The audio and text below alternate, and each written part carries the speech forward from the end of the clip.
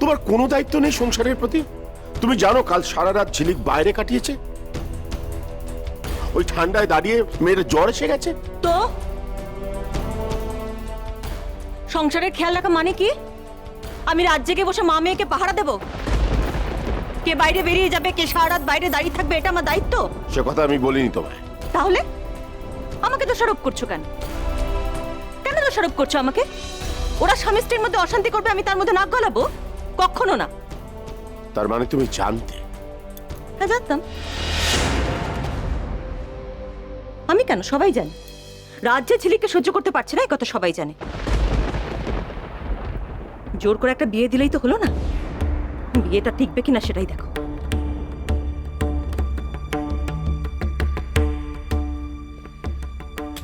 আমিও কদিন ধরে সেটাই লক্ষ্য করছি জামাইবাবু। ওদের মধ্যে তো কোনো বনিবনা নেই, অ্যাডজাস্টমেন্ট ইস্যুস আর কি। তুমি কবে এলে? এই তো কদিন হলো। সমরেশ, তুমি এসেছো?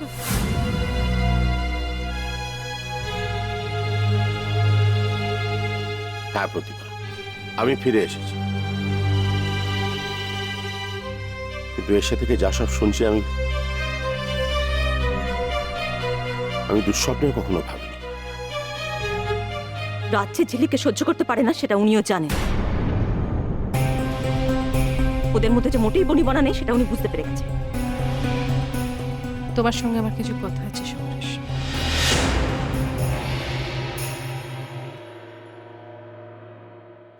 হ্যাঁ বলো।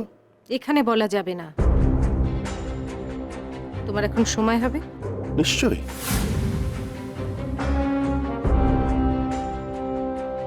চল।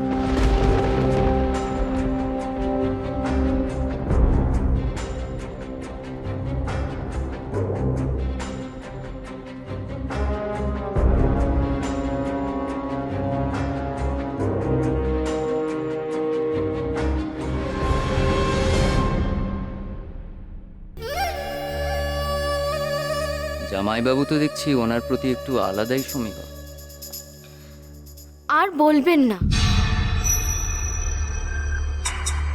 আমার শাশুড়ি মা তো ম্যাডামের হাজবেন্ডের মাথাটা একেবারে মুড়িয়ে খেয়েছে।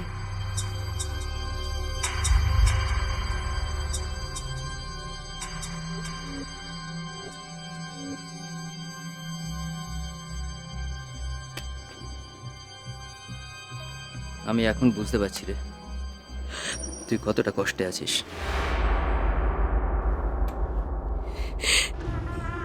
কাঁদিস না, আমি তো চলে এসেছি।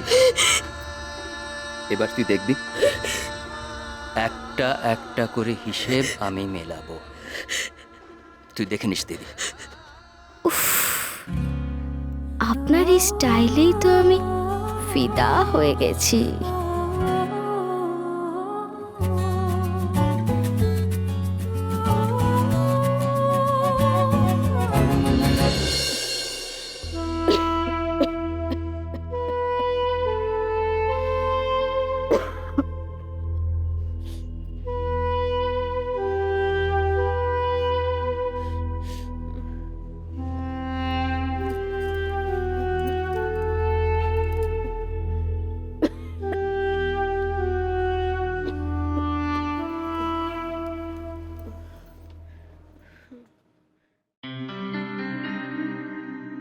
কি করে তোকে বলবো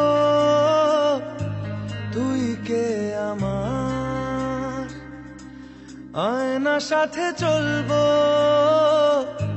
সব পারাপার, মনেরই আশকারাতে তোর কাছে এলাম, হারিয়ে গেলাম।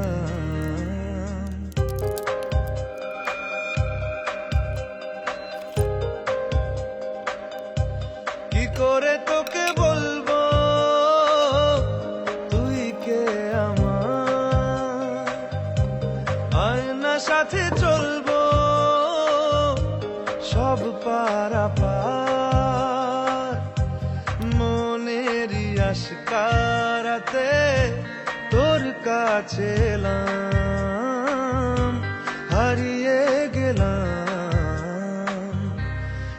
করে তোকে বলবো তুই কে আমার।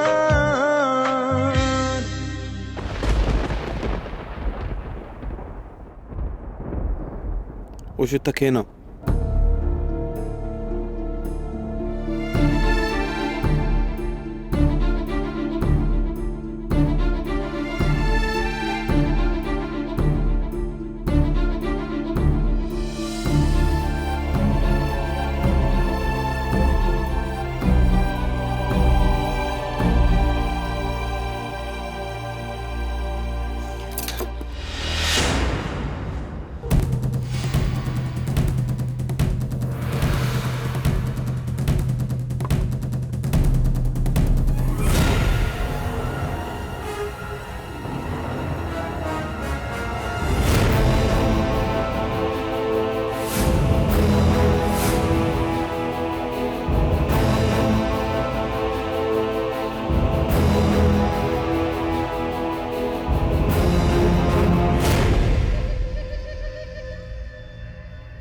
ঝিলিক ভালো নেই সেটা আমি খুব ভালো করে বুঝে গেছি।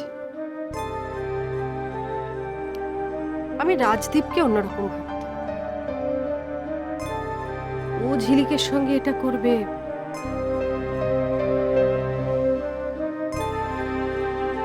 আমি কখনো ভাবিনি। কিন্তু কেন এমন হলো? রাজদীপ হঠাৎ এরকম দুর্ব্যবহার করতে শুরু করলো কেন? আমি জানি না। আর সমরেশ সেটা জানার কোনো রকম ইচ্ছেও আমার নেই। তুমি আমাকে বলেছিলে যে তুমি আমার মেয়েকে ভালো রাখবে, আমার মেয়েকে। আমার মেয়ের ভালো থাকার যদি এটা নমুনা, তাহলে সেই সম্পর্ক টিকিয়ে রাখারই কোনো দরকার নেই। প্রতিমা, সমরেশ একটা কথা শোন, রাজকে ভালো রাখবে বলে, রাজের ভালো করবে বলে ঝিলিক কিন্তু আত্মহুতি দিয়েছে। আর সেই রাজি যদি ঝিলিককে কষ্ট দেয়, অপমান করে, তাহলে সেই সম্পর্কটা ভাঙবে। ঝিলিকের একদিন কষ্ট হবে, দুদিন কষ্ট হবে, সারা জীবন ওকে এই যন্ত্রণা বয়ে বেড়াতে হবে না, সারা জীবন না। আমি তোমার কষ্টটা বুঝতে পারছি প্রতিমা। সমরে তোমাকে আমার কষ্ট নিয়ে ভাবতে হবে না। তুমি কেন আমার কষ্টের কথা ভাবছো? আমি তো আমার কষ্টের কথা ভাবছি না। ঝিলিকের জন্য আমি সমস্ত অপমান, সমস্ত কষ্ট মুখ বুজে হাসি মুখে সহ্য করে নিতে পারি, যদি আমার ঝিলিক ভালো থাকে। আমার ঝিলিক ভালো নেই সমরেশ। আর এই সম্পর্কটার জন্য ঝিলিক ভালো নেই, সেই জন্য আমি চাই না যে ঝিলিক এই সম্পর্কটার মধ্যে থাকুক। আমি চাই না। প্রতিমা, প্লিজ আমাকে আর একটু সময় দাও। এত ভেঙে পড়ার মতো এখনই কিছু হয়নি, দেখবে সব ঠিক হয়ে যাবে।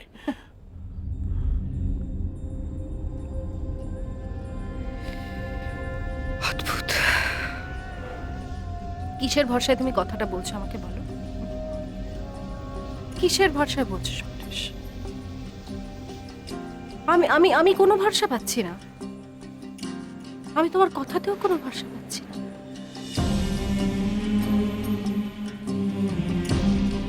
যথেষ্ট হয়েছে, যথেষ্ট। ঝিলিকের মা অন্ধ হতে পারে, অপারক হতে পারে, কিন্তু ততটাও নয় তোমরা যতটা ভাবছো। তোমরা যতটা ভাবছো অত দুর্বল আমি নই। আমার মেয়ে যেখানে ভালো থাকবে না, আমি সেই সম্পর্ক রাখতে দেব না।